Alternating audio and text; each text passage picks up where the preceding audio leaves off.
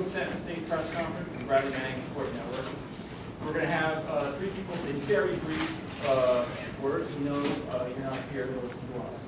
I want to start off with introducing Colonel and Wright, U.S. military, retired former State Department diplomat.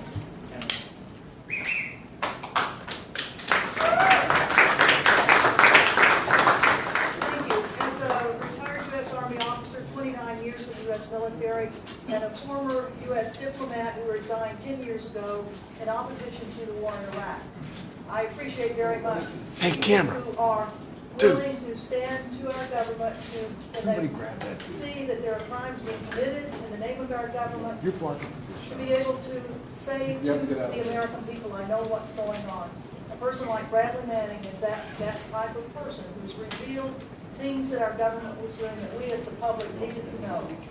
I'm distressed very much that this young man has to go to jail for revealing these things that we needed to understand.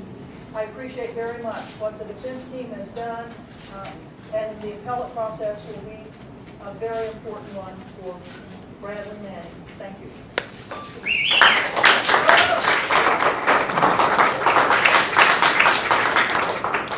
Our support network believes one more day in prison for Bradley as injustice. And today we found out the extent of that injustice.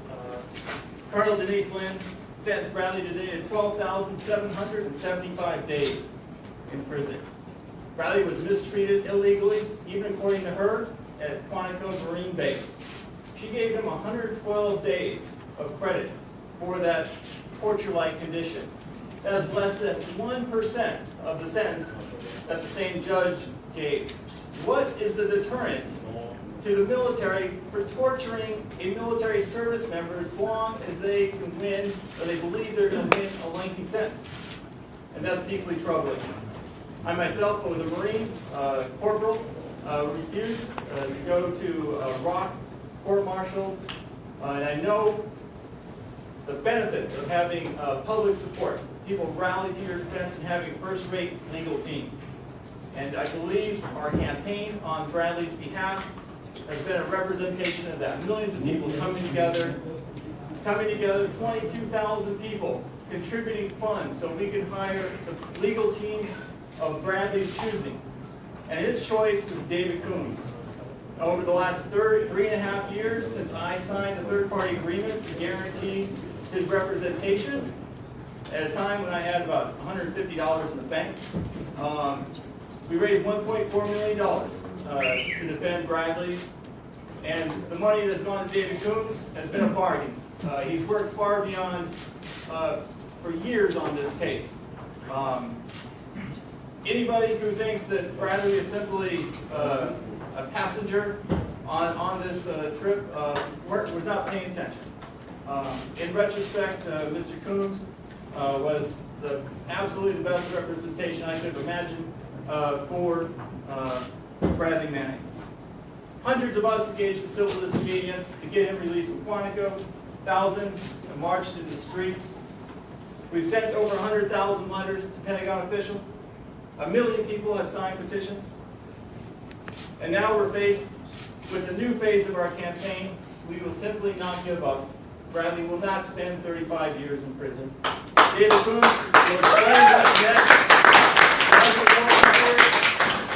will be financially and literally at his back as he tells you that. I want to introduce a representative from Amnesty International, who will be a partner in the next phase of our campaign on behalf of Bradley Manning. Thank you, Jeff.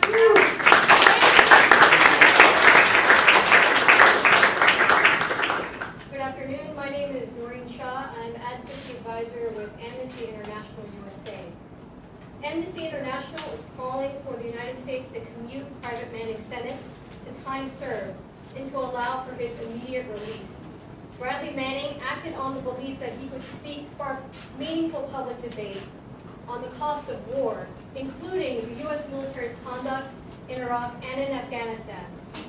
His prosecution and this sentence are another sign of the U.S. government's misplaced priorities. While torturers go free, While the United States has refused to investigate credible allegations of torture and other crimes under international law, they have chosen to prosecute Bradley Manning instead of focusing on these abuses committed during the war on terrorism. Bradley Manning reasonably believed that he was revealing evidence of human rights violations. For the U.S. government to prosecute and sentence him to so many years after putting him in conditions that a UN expert has called inhuman and degrading and humiliating treatment is a sign of injustice. And we will work with the Bradley Manning Support Network to pressure the U.S. government to commute his sentence. Thank you very much.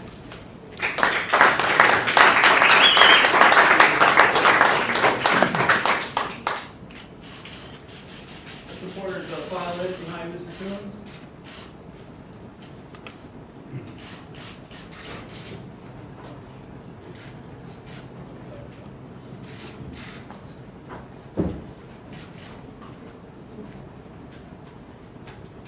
Pack it in tight all the way to the wall, folks.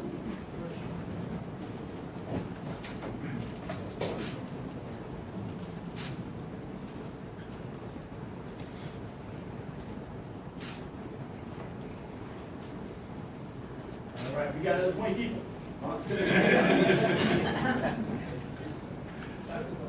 We're ready to run. Chapter 1 to 11.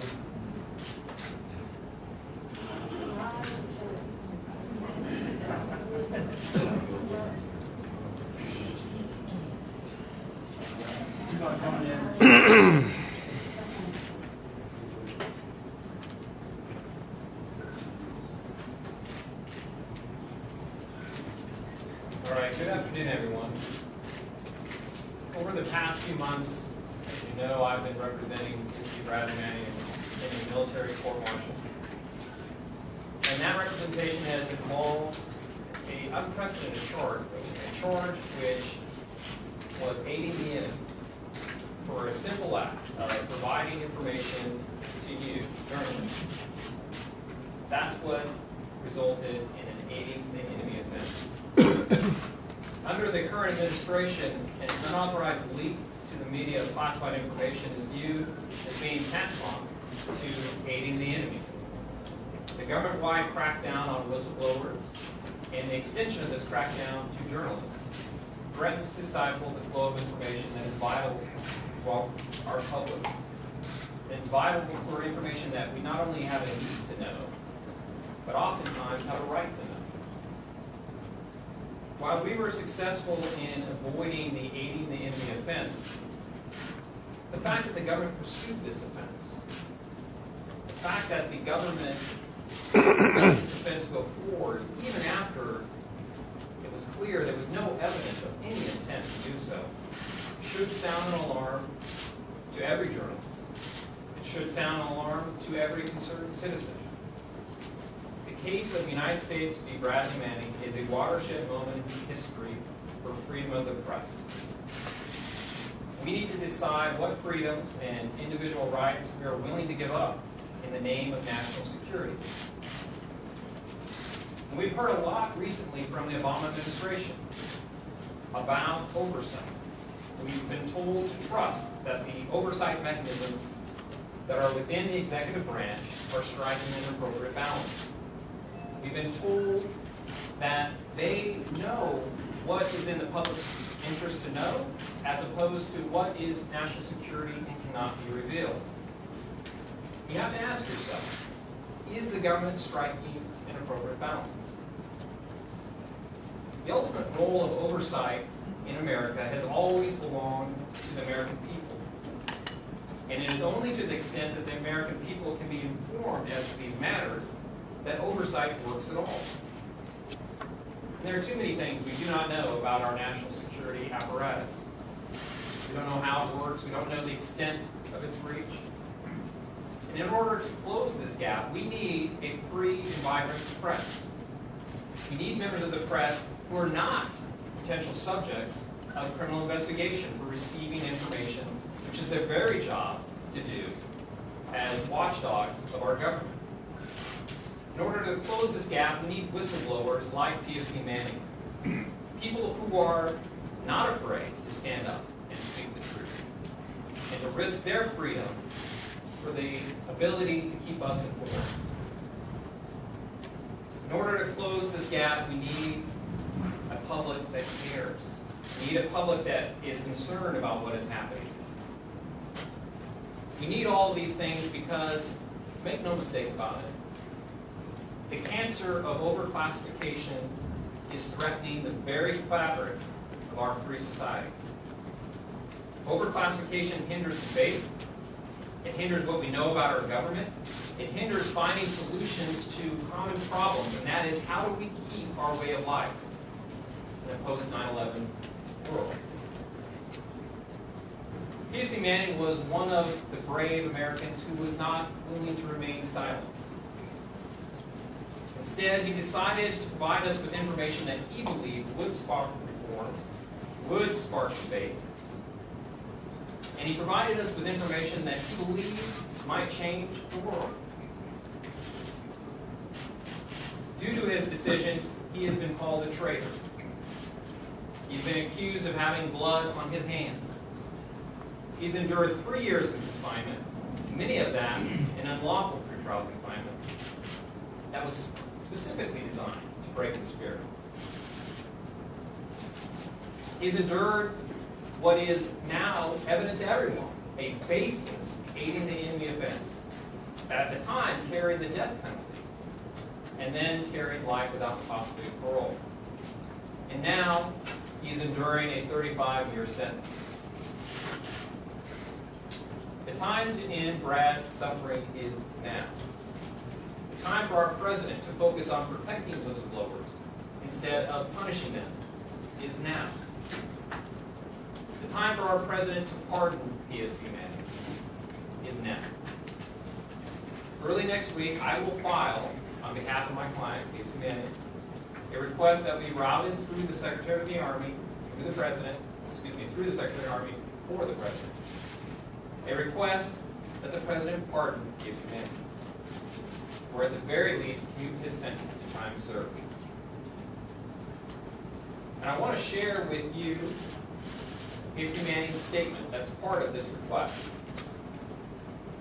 So I'll read it to you. The decisions that I made in 2010 were made out of a concern for my country and the world that we live in. Since the tragic events of 9/11, our country has been at war. We have been at war with an enemy that chooses not to meet us on a traditional battlefield. And due to this fact, we've had to alter our methods of combating the risks posed to us in our way of life. I initially agreed with these methods and chose to volunteer to help defend my country. It was not until I was in Iraq and reading secret military reports on a daily basis that I started to question the morality of what we were doing. It was at this time I realized that our efforts to meet the risks posed to us by the enemy, we had forgotten our humanity. We consciously elected to devalue human life both in Iraq and Afghanistan. When we engaged those that we perceived were the enemy, we sometimes killed innocent civilians. Whenever we killed innocent civilians, instead of accepting responsibility for our conduct, we elected to hide behind the veil of national security and classified information in order to avoid any public accountability. In our zeal to kill the enemy, we eternally debated the definition of torture. We held individuals at Guantanamo for years without due process. We inexplicably turned a blind eye to torture and executions by the Iraqi government. And we stomached countless other acts in the name of our war on terror. Patriotism is often the cry extolled when morally questionable acts are advocated by those in power. When these cries of patriotism drown out any logically based dissension, it is usually the American soldier that is given the order to carry out some ill-conceived mission. Our nation has had similar dark moments for the virtues of democracy. The Trail of Tears, the Dred Scott decision, McCarthyism, and the Japanese-American internment camps, to mention a few. I am confident that many of the actions since 9/11 will one day be viewed in a similar light. As the late Howard Zinn once said, there is not a flag large enough to cover the shame of killing innocent people. I understand that my actions violated the law. I regret if my actions hurt anyone or harmed the United States. It was never my intent to hurt anyone. I only wanted to help people. When I chose to disclose classified information, I did so out of a love for my country and a sense of duty to others. If you deny my request for a pardon, I will serve my time knowing that sometimes you have to pay a heavy price to live in a free society. I will gladly pay that price if it means we could have a country that is truly conceived in liberty and dedicated to the proposition that all, including here, women and men, are created equal. Now, the family of Bradley Manning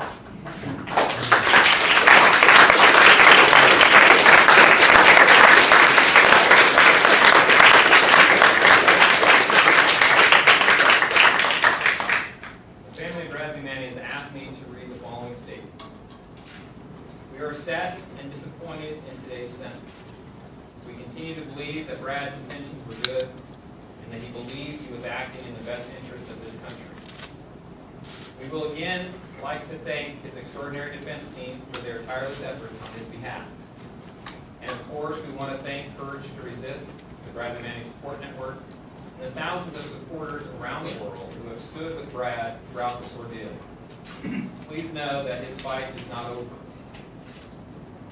And actually, I couldn't have ended that better, because his fight is not over. My representation of him at a court-martial may end, but my representation of him and ensuring that he one day, and one day very soon, walks out of Fort Leavenworth has just begun.